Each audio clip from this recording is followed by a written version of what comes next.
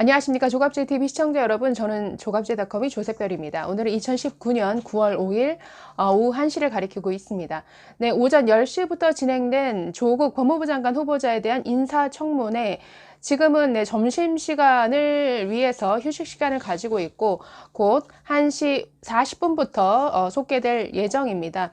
10시부터 시작해서 12시 약 40분까지 오전 청문회가 진행이 됐습니다. 그 내용을 좀 정리를 해보려고 합니다. 네, 오전에 진행된 청문회에서 가장 많은 질문이 쏟아진 것은 역시나 동양대에서 조국 후보자 딸에게 주어진 총장 명의의 표창장과 관련된 질의였습니다. 네, 이 문제가 불거지고 나서 어제는 조국 후보자의 부인인 정경심 교수가 최성해 총장에게 직접 전화를 걸어서 이 표창장 발급을 위임한 것으로 해달라, 그렇게 말을 해주면 안 되겠느냐라는 취지의 전화를 최 총장에게 걸었다라는 이 사실이 보도가 됐었죠. 최 총장의 진술이 있었습니다. 자, 그런데 오늘 아침부터 이어진 보도에는 정경심 교수만 통화한 것이 아니라 그 통화 과정에서 그 전화를 조국 후보자에게 건네줬다라는 것이죠. 그래서 조국 후보자도 직접 최성해 총장에게 그렇게 해주면 안 되겠느냐, 법률 고문팀에 물어보니까 그렇게 해주면, 즉 어떤 표창장 발급을 위임한 것으로 말을 해주면 그러면 총장님도 살고 정 교수도 산다 라는 취지로 말을 했다라고 이 최성해 총장이 털어놨습니다. 자, 이 문제에 대해서 자유한국당의 장제원 의원이 처음부터 굉장히 집요하게 질문을 했습니다. 자, 이에 대해서 조국 후보자는 통화한 사실 자체는 인정을 했습니다. 정경심 교수가 매우 뭔가 두려워하고 흥분한 상태로 전화하는 것을 옆에서 우연히 듣게 되어서 그 전화를 자신이 가로채다시피 해서 받은 다음에 통화를 했다라는 것이죠. 그러나 통화한 내용은 뭐 이런 일이 벌어진 것에 대해서 송구하고, 그러나 이게 어떻게 된 일인지 사실대로 좀 진상을 밝혀달라라는 정도로만 얘기했다라고 이렇게 답변을 했습니다. 자, 자유한국당의 장제원 의원은 동양대 총장이 녹취 파일을 가지고 있다라고 이렇게 밝혔습니다. 그리고 조 후보자에 대해서는 앞에서는 의혹이 생길 수가 있기 때문에 뭐 오촌 조카라든가 뭐 검찰에 대해서 이런저런 말을 하는 것 또는 연락을 하는 것 자체는 매우 적절치 않아서 안 하고 있다라고 그렇게 해놓고서는 왜 뒤로서는 이런 식으로 통화를 하냐 라는 식의 이런 질문을 했습니다. 근데 이것 자체가 문제죠. 전화를 왜 합니까? 조국 후보자 그리고 부인인 정경심 교수, 그러니까 지금 거의 피의자 신분이 돼가고 있는데, 부인 같은 경우에는 이 당사자가 직접 최성해 총장에게 전화를 걸었다라는 것 자체가 문제가 되는 것이죠. 법무부 장관 후보자가 직접 전화를 한다. 어떤 의미로 받아들일까요? 누가 보더라도 이것은 뭔가 압력, 그리고 영향력을 행사하려고 한 것으로 당연히 읽힐 수밖에 없는 것이죠. 매우 부적절합니다. 그래서 이에 대해서 장제원 의원은 위증교사, 증거인멸, 교사 혐의가 될 수가 있고, 이 범죄 혐의가 있는 사람이 지금 법무부 장관 후보석에 앉아 있다라고 하면서 조금 이렇게 비꼬듯이 질의를 마쳤습니다. 네, 이 동양대 표창장 의혹에 대해서 민주당에서는 이 문제의 논점을 조금 흐리려는 이런 시도를 하고 있습니다. 이거 어떻게 말하냐면 동양대 측에서 이런 표창장 수여 그리고 직인 관리를 제대로 못한 것처럼 얘기를 합니다. 그래서 이와 비슷하게 뭐 직인 대장이라든지 아니면 일련 번호가 맞지 않는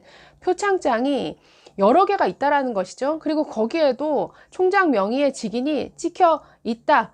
그런 표창장이 자기네들이 확인한 것만으로 한 뭐 17개, 18개 정도를 확인했다라고 주장을 합니다. 근데 민주당의 주장이 사실인지는 사실은 검증을 해봐야 될 문제죠. 그러나 이 문제의 핵심은 뭐냐? 지금 위임 권한이 있는 이 총장, 이 위임 권한이 있는 사람이 나는 그런 위임을 한 적이 없다라고 얘기를 한다는 것이죠.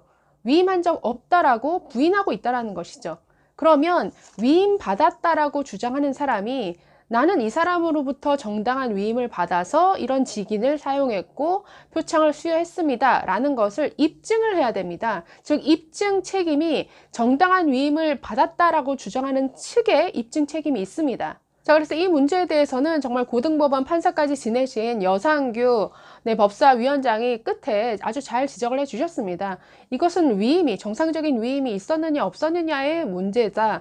위임 권한이 있는 사람이 지금 부인하고 있는데 그에 대한 입증을 해라. 그러면 문제가 밝혀질 것 아니냐. 그런데 지금 입증을 못하고 있지 않느냐라는 것이죠.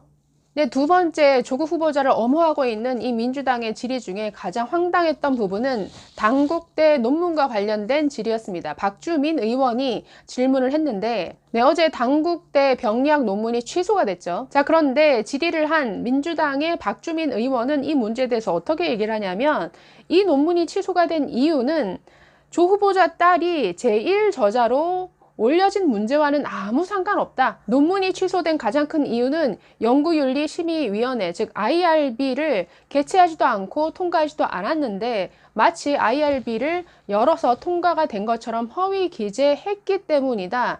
그렇기 때문에 이 조국 후보자의 딸이 제1저자로 이름이 올라간 것은 문제가 되지 않는다라는 식으로 말을 합니다. 자, 이에 대해서 대한병리학회 정면으로 반박합니다. 네, 장세진 병리학회 이사장은 서울경제신문과의 통화에서 이 논문이 직권 취소된 사유는 IRB 승인, 허위 기재도 분명히 들어가지만 저자 자격, 즉 어설십 역시 충족하지 못했기 때문이다라고 분명히 밝혔습니다. 조국 후보자의 딸을 논문 1저자로 올린 것 자체가 문제가 됐다라는 것이죠. 그리고 어제 그 심사위원회에서 장영표 당국대 교수가 분명하게 이 조 씨의 딸, 이 조민 씨가 논문에 기여한 바가 없다라고 학회 측에 소명했다라는 사실까지도 공개를 했습니다. 네, 그렇기 때문에 당국대 병리학 논문에 조국 후보자의 딸이 1저자로 올라간 게 문제가 안 된다?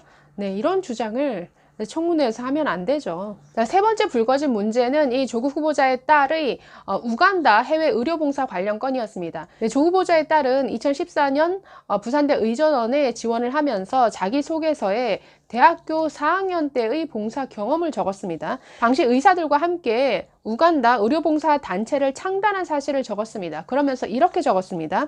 2012년 겨울 사전 답사를 거쳐 2013년 8월에 첫 해외 봉사를 성공적으로 개최했다라고 적었습니다. 그런데 당시 이 우간다 해외 봉사를 이끌었던 의료 지원 단체 대표가 언론과의 인터뷰에서 어떻게 얘기를 했냐면 이 조민 씨는 2013년 우간다 의료봉사에 가지 않았다라고 밝혔습니다. 뿐만 아니라 2012년 사전 답사도 에볼라 감염 우려 탓에 가지 않았다라고 밝혔습니다. 자, 그래서 이에 대해서 자유한국당의 장제원 의원이 자기소개서에 거짓말을 쓴 것이 아니냐라고 이렇게 지적을 했습니다. 그러자 조국 후보자는 딸이 우간다에 가지 않았다. 국내에 남아서 이 해외 의료봉사를 지원한 것이다 라고 해명을 했습니다. 즉, 그 팀이 해외 봉사를 조직하고 딸은 지원했다는 뜻이다. 이렇게 밝혔다라는 거죠. 그러면서 자기소개서에도 해외에 직접 갔다는 말은 적혀있지 않다라고 했습니다. 네, 그런데 다시 읽어볼까요? 2012년 겨울 사전 답사를 거쳐서 2013년 8월에 첫 해외 봉사를 성공적으로 개최했다라고 이렇게 써 있죠. 그러면 사전 답사는 마치 간 것처럼 보이고 사실 해외 봉사를 성공적으로 개최했다라고 하면 듣는 사람 입장에서는 당연히 해외에 다녀온 것처럼 인식하게 되죠. 그렇기 때문에 이것은 글쎄요, 자신의 의료 봉사 경험을 조금 과장되게 부풀린 것이 아니냐라는 지적은 피할 수 없을 것 같습니다. 네, 오후 청문회가 또 속개된 것 같습니다. 오후 청문회 또 살펴보면서 또 한번 정리해 드리도록 하겠습니다. 네, 감사합니다.